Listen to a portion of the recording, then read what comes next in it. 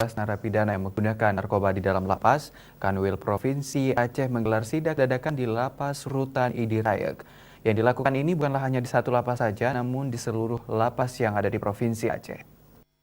Kepala Kantor Kementerian Hukum dan HAM Wilayah Aceh menggelar inspeksi mendadak di seluruh lapas di Aceh, salah satunya di Kabupaten Aceh Timur.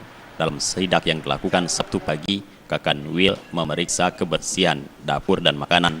Selain itu, Kepala Kementerian Hukum dan HAM Wilayah Aceh ini turut juga menggeledah sebahagian kamar yang dihuni oleh para narapidana wanita. Sebagaimana diberitakan sebelumnya, sehari sebelumnya, Lapas Rutan Idi ini juga dirazia oleh kepolisian dan kedapatan ratusan handphone, karter, gunting, dan puluhan charger HP. Selain barang bukti tersebut, polisi juga berhasil mengamankan 17 narapidana yang positif menggunakan narkoba di dalam lapas. Menurut Kepala Kantor Kementerian Hukum dan HAM Wilayah Aceh, Suwandi, kunjungan dadakannya ini dilakukan karena ada perintah langsung dari Kepala Kementerian Hukum dan HAM Pusat, sehingga pihaknya bersama tim wilayah mengecek langsung apa yang terjadi di dalam lapas di Provinsi Aceh ini.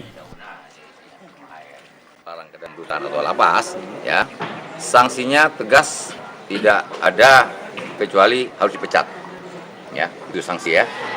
Kalau kedapatan dan terbukti ya, petugas ya, nah dia membantu, ya, membantu. Begitu juga kalau misalnya mereka mengkonsumsi, semua pegawai kita, ya.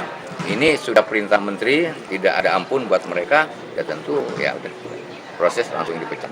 Ya.